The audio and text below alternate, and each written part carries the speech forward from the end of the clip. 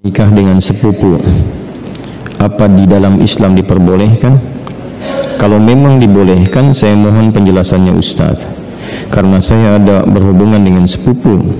Kebetulan ayah saya dan ayahnya adik, dan ayahnya adik kakak. Kenapa kebetulan? Memang adik kakak kan, bukan kebetulan. Ayah saya yang paling tua. Dan kami berdua ingin menikah, tapi terhalang restu orang tua. Karena kata mereka, menikahi sepupu itu tidak boleh karena masih satu bapak. Kami sudah memberikan penjelasan kepada orang tua, tapi orang tua masih kekeh dengan pendapatnya. Kami hanya ingin halal agar kami terhindar dari maksiat. Kami mohon kepada Ustaz untuk memberikan penjelasan tentang hukum menikahi sepupu. Dan kalau boleh, kami minta tolong divideokan ya Ustaz, agar orang tua kami bisa memahaminya dan memberikan restu kepada kami. Sebelumnya terima kasih banyak ya Ustaz. Anda memindahkan beban hidup Anda kepada saya. Tidak apa-apa, ini biasa ini. Yuk kita pakai Quran aja dulu jawabnya. Buka Quran surah ke 33 Al-Ahzab ayat 50. Quran surah 33 ayat 50. Ada?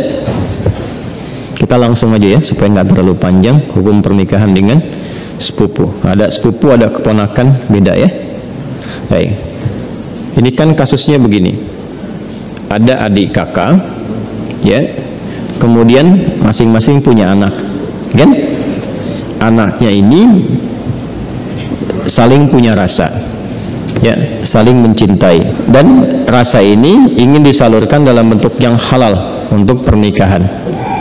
Menikahi yang yang dicintai, menikahi yang dicintai itu harapan, tapi mencintai yang dinikahi itu kewajiban. Jelas? Baik ya. Nah sekarang ada harapan enggak untuk menikahi yang dicintai itu? Dia punya rasa cinta antara sepupu ini, ya, anak dengan anak, maka boleh enggak hukum nikahnya? Ya kita lihat di Quran ya, surah ke-33 ayat 50. A'udzubillahi minasyaitonirrajim. Bismillahirrahmanirrahim. Ya ayyuhan nabiyyu inna ahlalna laka baik azwajaka allati ataita ujurahunna wa ma malakat baik yaminuk mimma afa Allahu alaih. Setelah itu wa banati ammika wa banati ammatika wa banati khalika wa banati khalatika. Terus ya, sampai situ dulu karena sesuai pertanyaan. Ya kan? Wa mar'atan mu'minatan in wahabat nafsaha lin nabi ya. Nah itu nanti diteruskan ayatnya kemudian. Yuk kita lihat. Wahai Nabi sallallahu alaihi wasallam, dengan keagunganku kata Allah, dihalalkan bagimu untuk menikahi perempuan-perempuan yang kualifikasinya dibenarkan secara agama. Terus ya, sepanjang engkau siapkan pula ya mahar yang engkau siapkan, kemudian juga dibolehkan dengan kualifikasi-kualifikasi tertentu. Jadi dalam pernikahan itu ada yang tidak diperkenankan menikah, ada yang dibolehkan menikah. Nanti yang tidak diperkenankan diantaranya di ayat ke-23 surah ke-4 itu, surah An-Nisa ayat 23, yaitu yang tidak boleh. Hurrimat alaikum ummahatukum, ibumu nggak boleh, ya kan? Kemudian juga saudarimu nggak boleh, ya kan? Nanti ada kualifikasinya sampai dengan yang ke bawahnya, ya, atau kurang lebih ada 11 yang disebutkan di situ. Itu yang tidak diperkenankan. Nanti ayat 12-nya sebagai tambahan. Jadi yang ayat 23 itu yang disebut dengan mahram. Ayat 24-nya istri orang. Jadi kalau sudah jadi istri orang jangan dipaksa, ya. Paham? Baik, termasuk nanti ada hadis sahih di Al-Bukhari dan Muslim, hati-hati bergaul juga dengan ipar. Ya, karena itu bisa menanamkan panah-panah setan, ya, menghadirkan dalam jiwa itu benih-benih seperti rasa suka. Itu hati-hati, bisa jadi pengantarnya curhat, ya, lama-lama hilang gitu. Nah itu yang dipersoalan, ya. Saya tidak ingin lompat terlalu jauh, kita kembalikan. Nah itu yang dilarang, yang tidak diperkenankan. Yang boleh siapa saja dari jalur kekerabatan. Ya, di An-Nisa ayat 23, ibu nggak boleh, bibi nggak boleh, gitu kan? Bibi, kemudian baik itu dari pihak ibu ataupun dari pihak ayah. Ya, kemudian saudari nggak boleh, sepersusuan nggak boleh, dengan menantu nggak boleh, ya. Kemudian nanti ada anak-anak bawaan juga dari istri yang dinikahi, itu nggak boleh. Menyatukan, ya, adik kakak itu nggak boleh. Baik, istri orang itu nggak boleh. Di luar itu yang boleh apa? Teruskan. Satu, kalau dari jalur kekerabatan yang paling dekat, anak paman. Baik, ya. Obanati ammika. Anak paman berarti sepupu kan? Ya kan? Baik. Ini saya sebut kakek sajalah. Ya. Kakek punya anak kan? Ya. Ini A, ini B. Ini anaknya laki-laki, ini laki-laki juga. Oke? Sudah. Ini ayah lah ya, untuk memudahkan. Ini bapak. Nah, ini punya anak. Baik ya. Ini X. Yang ini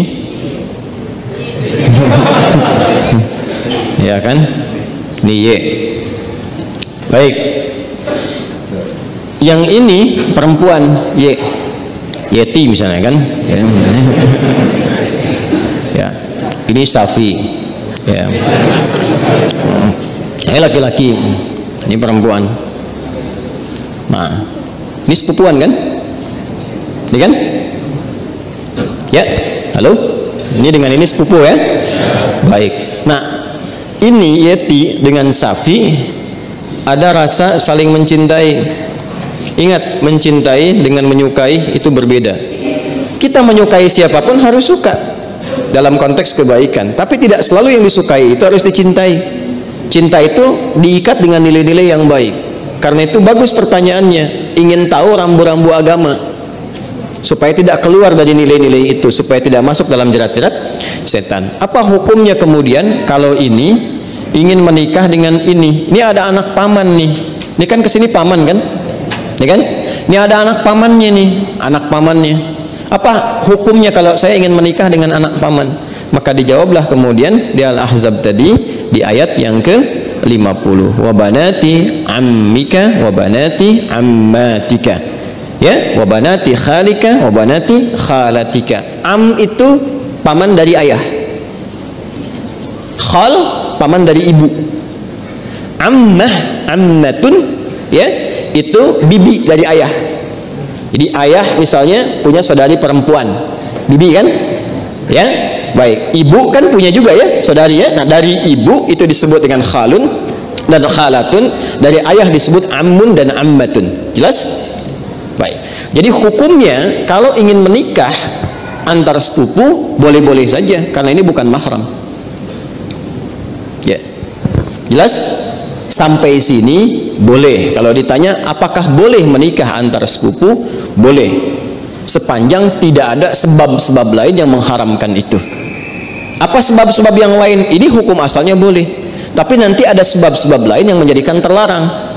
Misal, ini hukum asal boleh, tapi ternyata ibunya Safi misalnya saat Safi lahir asinya macet, maka minta kepada ibunya Yeti untuk bisa di-share asinya. Nah, kalau ini kemudian mendapatkan asi yang sama dari ibunya Yeti, ya, di sini ada ibu misalnya, jadi saudari atau saudara sepersusuan.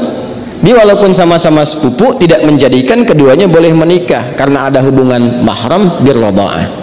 Tapi kalau di luar itu aman misalnya, bukan saudara atau saudari sepersusuan dan tidak ada faktor-faktor lain yang menjadikan ini terhambat, maka boleh-boleh saja. Tidak ada masalah di situ. Jelas? Sekalipun ada kebolehan, tapi tetap ditempuh dengan cara yang terhormat. Ya, jadi tidak boleh misalnya kawin lari. Ya, jangan, tetap sekarang cari cara untuk memahamkan dengan cara yang baik. Dan bermohon kepada Allah kalau memang diniatkan ibadah, niat ibadah dengan cara yang benar, dengan cara yang baik, sifatnya nanti akan dibimbing oleh Allah dengan cara yang baik. Ada doanya untuk melembutkan hati orang tua misalnya, ditampakkan nilai-nilai kebaikan. Jadi kalau ada penolakan dengan karakter, dibalas dulu dengan akhlak. Biasanya akhlak itu melembutkan hati.